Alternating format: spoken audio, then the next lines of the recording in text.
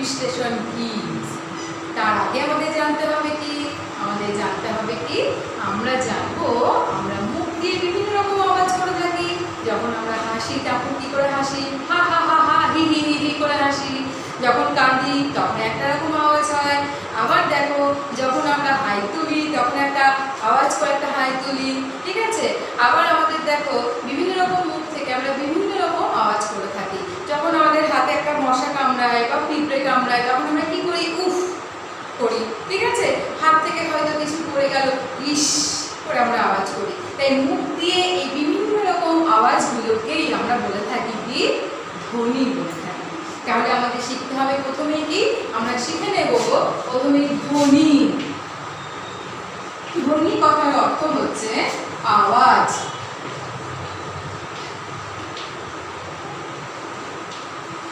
আওয়াজ বিভিন্ন রকমের হয়, কিন্তু মুখ থেকে যে আওয়াজগুলো আমরা বলে থাকি সেই আওয়াজগুলোকেই বলে থাকবো কি, ধ্বনি বলে থাকবো। এরপরে আমরা জানবো কি, ধ্বনির পরে আমরা শিখবো যে ধ্বনিগুলো যখন আমরা লিখবো তখন সেটা হয়ে যায় বর্ণ। বর্ণ কোনগুলো বলে থাকি আমরা, যে ধ্বনিগুলো মুখ থেকে আমরা বলছি অ, আ, হ্রস্বই, দীর্ঘই, আবার বলে থাকি ক, খ, গ, ঘ। এই যে আমরা মুখে বলছি যেগুলো দেখা যাচ্ছে না সেটাই হচ্ছে ধ্বনি, কিন্তু যখন আমরা লিখবো সেগুলোই হয়ে যাচ্ছে কি, বর্ণ হয়ে যাচ্ছে। তাহলে দেখো আমি দেখতে পাচ্ছি অ মুখে বলছি, কিন্তু লিখছি যখন তখন সেটার একটা রূপ দেখতে পাচ্ছি, একটা ছবি দেখতে পাচ্ছি। আবার দেখো ক লিখছি তখন কটা কি অয়ের মতো দেখতে লাগছে না। তাই এই যখন মুখ থেকে আওয়াজগুলো যখন আমরা লিখবো তখন সেটাকে হয়ে যায় কি, বর্ণ হয়ে যায়। তাহলে অ একটি বর্ণ, ক একটি বর্ণ। এই রকম অ থেকে চন্দ্রবিন্দু পর্যন্ত আমরা অনেকগুলি বর্ণ পাই। একদম দেখো অ থেকে একদম চন্দ্রবিন্দু পর্যন্ত আমরা অনেকগুলি বর্ণ পাই। তোমরা বিভিন্ন রকম ফুল তোলো গাছ থেকে, বিভিন্ন রকম ফুল তুলে তোমরা কি করো, সাজাও এবং ফুলগুলো দিয়ে যখন মালা গাঁথো, তাই তো। তোমরা একটা একটা ফুল দিয়ে সাজিয়ে সাজিয়ে এরকম করে কি করো, একটা মালা তৈরি করো। এইরকম ভাবে তোমরা কি করো, একটা মালা তৈরি করো, তাই তো। ফুলগুলো সাজিয়ে সাজিয়ে ঠিক সেই রকমই আমি এই বর্ণগুলোকেও সাজিয়ে সাজিয়ে একটা মালা তৈরি করবো। এখানে আমি অ লিখলাম, আ লিখলাম, এইভাবে লিখতে লিখতে ক লিখলাম, একেবারে লিখতে লিখতে চন্দ্রবিন্দু পর্যন্ত আমি লিখলাম। তাহলে অ থেকে একেবারে চন্দ্রবিন্দু পর্যন্ত আমি একটা মালার সৃষ্টি করলাম। এটা কিসের মালা? এটা কিন্তু ফুলের মালা নয়, এটা হচ্ছে বর্ণমালা। এটা কি মালা? এটা হচ্ছে বর্ণমালা। তাহলে দেখো অ থেকে একেবারে চন্দ্রবিন্দু পর্যন্ত প্রত্যেকটা বর্ণকে নিয়ে আমরা কি করছি, আমরা বর্ণমালা গঠন করছি। এরপরে আমরা শিখে নেব কি, যে বর্ণমালার দুই রকমের আছে। কি কি বর্ণমালার মধ্যে কি কি আছে? দুই ধরনের বর্ণমালার মধ্যে আছে কি, বর্ণ আছে, এবং এই বর্ণগুলিকে আমরা দুটি ভাগে ভাগ করে থাকছি। একটা হচ্ছে স্বরবর্ণ আর কি ব্যঞ্জন বর্ণ। তোমরা মোটামুটি সবই তোমরা শিখে এসেছো, স্বরবর্ণ শিখে এসেছো এবং ব্যঞ্জন বর্ণ শিখেছো। স্বরবর্ণ কোনগুলো? স্বরবর্ণ হচ্ছে অ থেকে ও পর্যন্ত, সেগুলো কি, সেগুলো হচ্ছে স্বরবর্ণ। কি কি স্বরবর্ণ? অ, আ, হ্রস্বই, দীর্ঘই, হ্রস্ব, দীর্ঘ, রি, এ, ওই, ও, ও। তাহলে এই অ থেকে ও পর্যন্ত এই যে স্বরবর্ণ, এই স্বরবর্ণের সংখ্যা কটা? এই স্বরবর্ণের সংখ্যা হচ্ছে 11টি। স্বরবর্ণের সংখ্যা হচ্ছে 11টি। ঠিক সেরকম ভাবেই স্বরবর্ণ আরো পেয়ে যাচ্ছে কি, ব্যঞ্জন বর্ণ। ব্যঞ্জন বর্ণ কতগুলি? ব্যঞ্জন বর্ণ কোনগুলি? ব্যঞ্জন বর্ণ হচ্ছে ক থেকে একেবারে চন্দ্রবিন্দু পর্যন্ত যে বর্ণগুলো আছে সেই বর্ণগুলোকে বলা হচ্ছে কি, ব্যঞ্জন বর্ণ। এই ব্যঞ্জন বর্ণের সংখ্যা কতগুলি? ব্যঞ্জন বর্ণের সংখ্যা হচ্ছে 39টি। তাহলে স্বরবর্ণের সংখ্যা 11টি এবং ব্যঞ্জন বর্ণের সংখ্যা 39টি। তাহলে 11 আর 39, তাহলে বর্ণমালার সংখ্যা কতগুলি? বর্ণমালার সংখ্যা হচ্ছে 50টি। তোমরা 39টি এবং 11টি বর্ণমালা যোগ করে দেখবে তোমরা পাবে কতটি বর্ণ? মোট বর্ণমালা পাবে তোমরা 50টি বর্ণ। তাহলে বাংলা বর্ণমালাতে কতগুলি বর্ণ আছে? বাংলা বর্ণমালাতে আমরা পাচ্ছি 50টি বর্ণ। তোমাদের কাছে বিষয়টি ভীষণ কঠিন লাগছে, তাই তো? অনেক কিছু নতুন নতুন জিনিস ম্যাম শিখিয়ে ফেলছে, কিন্তু তোমাদের এই যে আজকের বর্ণ বিশ্লেষণ যে জিনিসটা শিখবো তার আগে জানার আগে আমাদের এই জানাগুলো কিন্তু খুব দরকার। এরপরে আমরা চলে যাব কি? এরপরে আমরা চলে যাব, দেখো আমরা ছোট্ট ছোট্ট সব বর্ণগুলোকে আমরা যোগ করে পাচ্ছি কি? পাচ্ছি একটা শব্দ পাচ্ছি। কি শব্দ পাচ্ছি? দেখো ব একটি শব্দ, তাই তো? আবার দেখো ব একটি বর্ণ, ল একটি বর্ণ। এই ব একটি বর্ণ এবং ল একটি বর্ণ, এই বর্ণটা মিলে কি তৈরি হচ্ছে? হচ্ছে শব্দ। কি পাচ্ছি আমরা? পাচ্ছি শব্দ। এই শব্দটাকে আমরা যখন একটা অর্থ পাচ্ছি তখন সেটাকেই বলে দিচ্ছি কি? শব্দ তৈরি হচ্ছে। ঠিক সেরকম ভাবে আমরা পাচ্ছি কি? দেখো গাছ একটি শব্দ, আবার দেখো পাচ্ছি নদী একটি শব্দ। এই শব্দগুলো আমরা পাচ্ছি, তাই তো? এবারে এই শব্দগুলোকে কিন্তু আমরা ভাঙবো, অর্থাৎ কি করব? আমরা করে থাকবো কি? বর্ণ বিশ্লেষণ শিখবো। তা বর্ণ বিশ্লেষণ শিখবো কিভাবে? বর্ণ বিশ্লেষণ শিখতে গেলে আমাদের শব্দটাকে ভাঙতে হবে, কিন্তু ভাঙার আগে আমাদের জানতে হবে আর একটা বিষয়। কি বিষয় আমরা জানবো? আমরা জানবো কি? এই যে আমরা অ থেকে ও পর্যন্ত যে বর্ণগুলোকে বললাম সেই বর্ণগুলো কিন্তু কি হচ্ছে? নিজে নিজেই উচ্চারিত হচ্ছে, কাউরি হেল্প লাগছে না। কিন্তু কিন্তু প থেকে চন্দ্রবিন্দু যে বর্ণগুলো আছে সেই বর্ণগুলো উচ্চারণ করতে গেলে কিন্তু আরেকটি বর্ণের সাহায্য লাগছে। কি বর্ণ? সেটা আমরা পড়তে পড়তে দেখে নিই, শিখে নিই। চলো আজকে আমরা বর্ণ বিশ্লেষণ শিখবো। ধরো গাছ একটি শব্দ, তোমরা গাছ শব্দটার সাথে পরিচিত, গাছ তোমরা দেখেছো, তোমরা চেনো গাছ কিরকম। কিন্তু গাছ শব্দটাকে আমরা ভাঙবো। কিভাবে ভাঙবো? দেখো একদম প্রথমে কি আছে? প্রথমে আছে কি? গ লেখা আছে। তাহলে আমরা দেখো গ লিখছি, তাই তো? এরপরে দেখো আরো কিছু যোগ করা আছে, তার মানে আমি যোগ চিহ্ন দিলাম। কিন্তু তার সাথে কি লেগে আছে? এটা কি? এটা আমরা শিখে এসেছি কিন্তু লম্বা দণ্ডের মতো। কি এটা? এটা হচ্ছে আ। কি দেখলাম? তাহলে গয়ের সাথে কি লেগে আছে? লেগে আছে আ। আ একটি কি? স্বরবর্ণ। গ একটি কি? ব্যঞ্জন বর্ণ। এরপরে আরো কি লেগে আছে? এখনো যোগ চিহ্ন দেব, এখনো শব্দটা শেষ হয়নি। এরপরে লেগে আছে ছ লেগে আছে। তাহলে লিখে ফেলি আমরা ছ। কিন্তু বর্ণ বিশ্লেষণটা কি শেষ করে ফেললাম? না, আমি বললাম যে ব্যঞ্জন বর্ণেও নিজে নিজে উচ্চারণ করা যায় না, তাই ব্যঞ্জন বর্ণের সঙ্গে কিছু একটা লেগে থাকে। তোমরা প্রত্যেকেই চোখ বন্ধ করবে এবং ক থেকে বলতে শুরু করো। দেখো তোমরা নিজেরা যখন দেখবে, ভালো করে বলবে উচ্চারণটা, তখন দেখতে পাবে এটার মধ্যে ম্যাজিক আছে কিন্তু একটা। কি ম্যাজিক? দেখো আমরা ক যদি বলে থাকি একটু টেনে উচ্চারণ করব। কিভাবে বলো? ক। দেখো ক এর মধ্যে একদম শেষে পাবো কি? আমরা অ পাবো। ঠিক সেরকম ভাবে ছটাকে আমরা উচ্চারণ করি। ছটা উচ্চারণ করি, দেখো ছ। লাস্টে কি পাচ্ছি? আমি একটা অ পাচ্ছি। তাহলে কিন্তু আমরা জানবো কি? ব্যঞ্জন বর্ণের সাথে সবসময় কি যোগ করা থাকে? স্বরবর্ণ যোগ করা থাকে। আর কি স্বরবর্ণ সেটা? অস্বরবর্ণ। কিন্তু সেটা দেখা যায় না।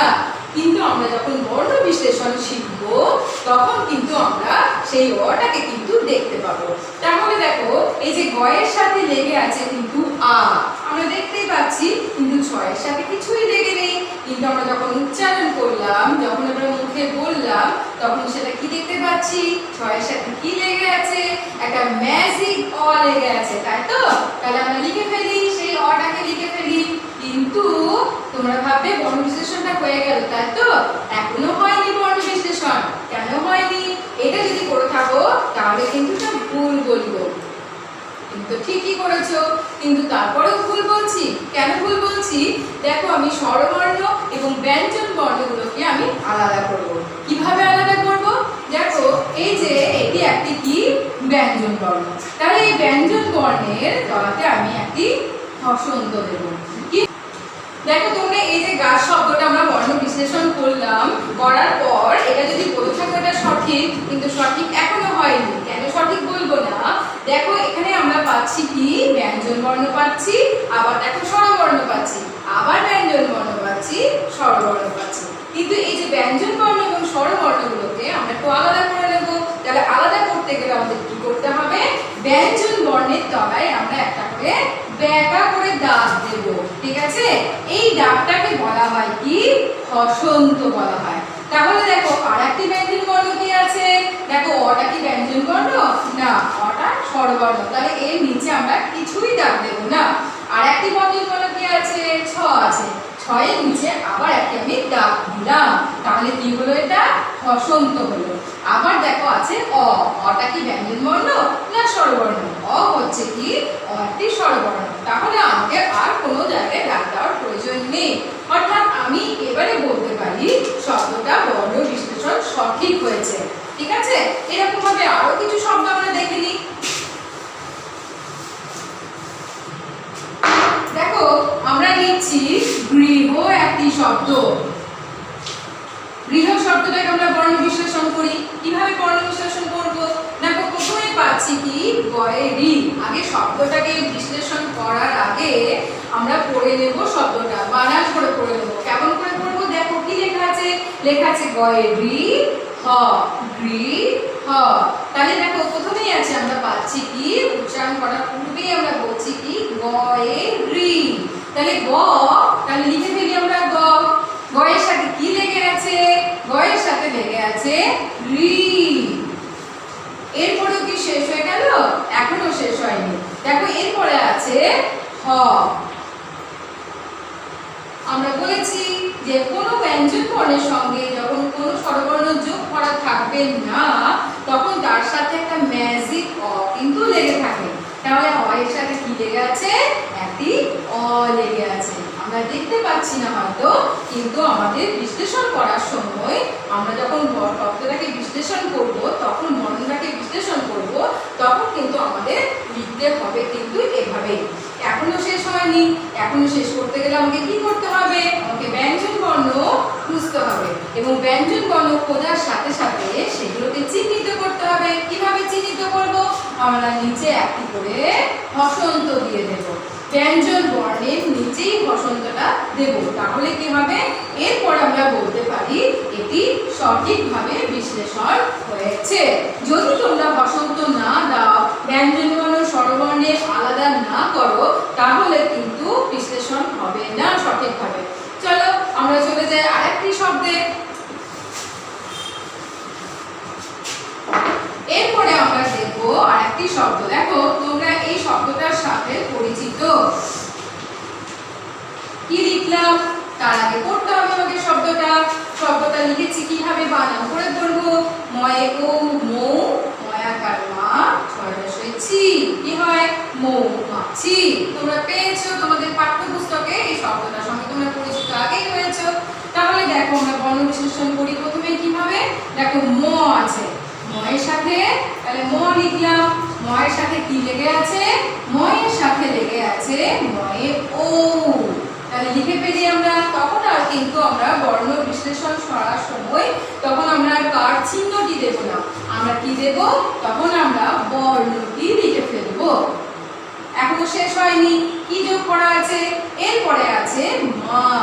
দেখো লেখা আছে ম, তাহলে আমি ম লিখে ফেলি। ময়ের সাথে কি লেগে আছে? আকার, ময়ে আকার। তাহলে আমরা লিখে ফেলবো ময়ের সাথে পাশে যোগ চিহ্ন দিয়ে আর লিখে ফেলবো। এরপরেও শেষ হয়নি। কি আছে? ছ আছে, আর ছয়ে কি আছে? হস্যই কার লেগে আছে। তাহলে দেখো এখানে আমি লিখে ফেলি ছ, এবং ছয়ের সাথে যে কার চিহ্নটি লেগে আছে সেই চিহ্নটির বর্ণটি লিখবো। তাহলে এখানে লেগে আছে হ্রস্বই। তাহলে এরপরে দেখো আমরা ব্যঞ্জন বর্ণ স্বরবর্ণ আলাদা করব। কিভাবে আলাদা করব? ব্যঞ্জন বর্ণ ম, তার নিচে হসন্ত। ও স্বরবর্ণ কিচ্ছু দেব না, ম ব্যঞ্জন বর্ণ নিচে হসন্ত। আ স্বরবর্ণ কিচ্ছু দেব না, ছ ব্যঞ্জন বর্ণ নিচে হসন্ত। তারপরে রস্বই, রস্বই স্বরবর্ণ। তাহলে আর কিছুই আমাদের করার প্রয়োজন নেই। এই হচ্ছে সঠিকভাবে বর্ণ বিশ্লেষণ। এরপরে আরেকটি শব্দের সঙ্গে তোমাদের পরিচয় করিয়ে দেব, বর্ণ বিশ্লেষণ করব। এরপরে তোমাদের কিছু অনুশীলনী কাজ থাকবে, তোমরা নিজেরা করার সেগুলো চেষ্টা করবে। দেখো আরেকটি শব্দ আমরা পাবো, সেটা হচ্ছে ট গ র। দেখো ট গ র কি হয়? টগর। টগর কি? টগর একটা ফুল। তাহলে দেখো আমরা বর্ণ বিশ্লেষণ করি। প্রথমে কি আছে? ট আছে। লিখবে ট। ট এর সাথে কোনো স্বরবর্ণ লেগে আছে কি? কোনো পাঁচিল দেখতে পাচ্ছি? কিচ্ছু দেখতে পাচ্ছি না। কিন্তু কি আছে? কি লেগে আছে? লেগে আছে একটি ম্যাজিক অ লেগে আছে। তাহলে আমি লিখে ফেলি অ। এখনো শেষ হয়নি, এরপরে কি আছে? গ আছে। তাহলে আমি লিখে ফেলবো গ। গ এর সাথে কি আছে? আমরা গ এর সাথে আছে অ, একটি স্বরবর্ণ লেগে আছে। আমরা লিখে ফেলবো স্বরবর্ণটি, লেগে আছে অ। এরপরে আবার পাচ্ছি কি? র পাচ্ছি। তাহলে লিখে ফেলি র। র এর সাথে কি আছে? র এর সাথে আবার একটি ম্যাজিক অ যোগ করা আছে। তাহলে লিখে ফেলবো অ, লিখে ফেলবো আমরা। তাহলে দেখো এরপরে আমরা কি করব? আমরা ব্যঞ্জন বর্ণ স্বরবর্ণকে আলাদা করব কি দিয়ে? হসন্ত চিহ্ন দিয়ে। দেখিয়ে দিই। দেখো ব্যঞ্জন বর্ণ ট, তাহলে মাথাতে কিচ্ছু দাগ দেওয়া দরকার নেই, নিচে দাগ দেব আমরা। আর কি আছে? গ একটি ব্যঞ্জন বর্ণ, গ এর নিচে হসন্ত দিলাম। আর কি আছে? র একটি ব্যঞ্জন বর্ণ, নিচে দিলাম হসন্ত। তাহলে এইভাবে তোমরা বর্ণ বিশ্লেষণ করবে। এটা যদি সঠিক বর্ণ বিশ্লেষণ হয়েছে।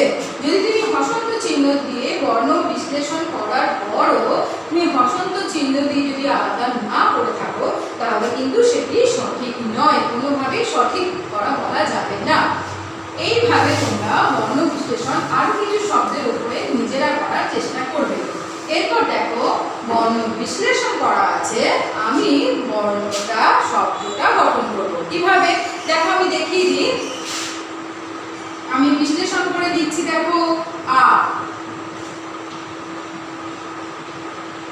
ক যোগ আ, আবার যোগ তালব্য যোগ অ। দেখো এবার আমি শব্দটা গঠন করব। এতক্ষণ আমরা দেখে এসেছিলাম কি? শব্দটা দিয়ে বর্ণ বিশ্লেষণ। কিন্তু এরপরে বর্ণ বিশ্লেষণ করা আছে, তোমাদের শব্দটা গঠন করতে হবে। তাহলে দেখো লিখে ফেলবো কিভাবে? প্রথমেই লেখা আছে আ, তাহলে আটা আমি লিখে ফেলবো। আ লিখলাম। আ লেখার পর দেখো লেখা আছে কি? যোগ চিহ্ন দিয়ে ক। আমি যখন শব্দটা গঠন করব তখন আর যোগ চিহ্ন দেব না, তখন কি লিখবো? লিখবো ক। এরপরে দেখো লেখা আছে কি? ক এর সাথে যোগ করা আছে আ। তাহলে কি ক এর পাশে আমি আ লিখবো? না, ক এর পাশে কি লিখবো? আকার চিহ্ন দেব। তাহলে ক এর পাশে আমি এই আটা আমি কি দেব? আর আ লিখবো না, আকার চিহ্ন দিলাম। তাহলে ক এ আকার। এরপরেও শেষ হয়নি, দেখো আছে তারপরে তালব্য লেখা আছে। তাহলে তালব্য লিখে ফেললাম। কিন্তু তালব্যর সাথে কি লেগে আছে? একটি অ লেগে আছে। আমি কি তাহলে পাশে অটি লিখবো? না, পাশে অ লিখবো না। কিন্তু তালব্যর সাথেই অটা লেগে আছে, তাই সেখানে আর কিছুই লেখার প্রয়োজন নেই। এরপরে শব্দটা আমরা দেখি কি হলো। শব্দটা হলো আ কয়াকার তালব্য। কি হয়ে গেল? আকাশ। তাহলে এভাবেও বর্ণ বিশ্লেষণ লেখা থাকবে। হয়তো তোমাকে শব্দটা গঠন করতে হবে। তাহলে আশা করি তোমরা বুঝতে পেরেছো। চলো আর একটি শব্দের সঙ্গে আমরা পরিচয় করে নিই। এভাবেই পরিচয় করে নিই।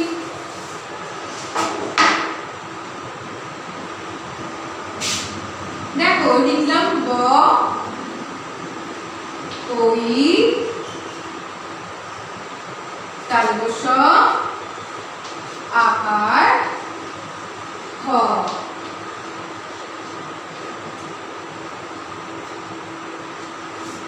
দেখো শব্দটা কিভাবে পাচ্ছি আমরা দেখে নিই।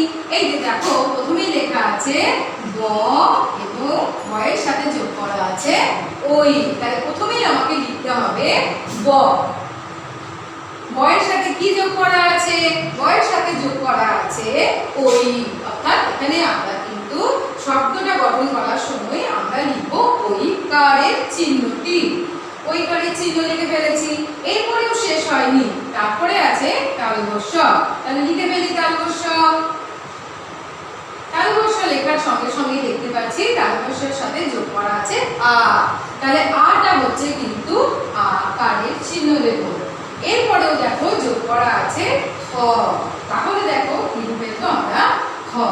এরপরে আছে খয়ের সাথে অ যোগ করা আছে। তাহলে আর কিন্তু আমি কি লিখবো? আর কি অটা লিখবো না, এই অটা ম্যাজিক অ খয়ের সঙ্গেই লেগে আছে। আর কি এটার সঙ্গে বসন্ত দেব না, শব্দটার সঙ্গে আর আমরা কিছুই করবো না, শব্দটা আমরা লিখে ফেলবো এইভাবে। দেখো শব্দটা আমরা কি পেলাম? তাহলে বয়ে ওই, এই যে বয়ে ওই পেয়েছি। তালবস্য আকার, এই যে তালবস্যের সাথে আকার যোগ করা আছে। আর কি পাচ্ছি? খ।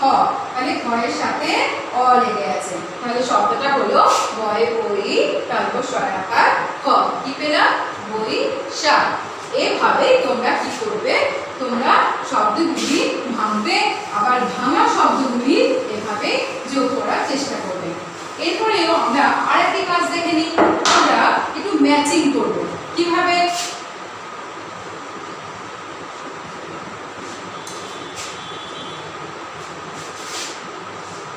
ডান দিকের সাথে বাম দিকে মেলাবো। কিভাবে মেলাবো দেখো।